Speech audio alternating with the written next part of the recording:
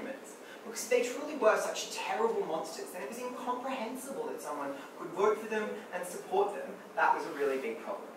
The reason they wanted really strong moral condemnation was that they felt it was better for victims. We thought that victims would receive the catharsis that was necessary from the strongest condemnations of the actions that were done to them. And there were serious adjectives that were extremely persuasive in a dictionary other than the word monster. The problem with that word, though, is that it undermines the truth of what went on. And even if these victims do see these people as monsters, that didn't mean that they didn't want to understand the things that might have led that person to behave in that fashion. They don't understand that truth. But also, as I pointed out in my speech and wasn't responded to, when you describe that Hitler as a monster, as I said, you subsume other people in Germany into the identity of a monster.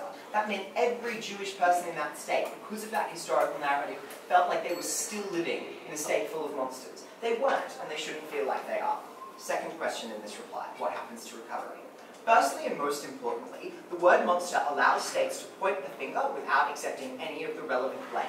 The best example we gave you of that was apartheid in South Africa, where leaders in the UK can say it is evil people in South Africa, or monsters in South Africa, who are doing terrible things, without acknowledging that it was the fault of colonialism that led to evil white people being in power in South Africa. That meant you couldn't get the relevant change that you needed. Because they weren't just colonialists anymore, they were South Africans, because they'd lived in South Africa for hundreds of years. And that meant that the UK could absolve itself from blame without looking far back into history, as they should have. That feeds to the importance of truth in history. We said you got worse things with fringe radicals, because you couldn't convert someone back from being a fringe radical, now they were a monster.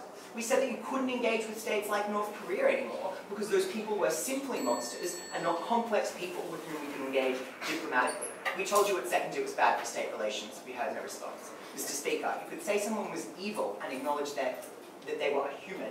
It was important to acknowledge that to understand why they behaved the way they did. It was with response.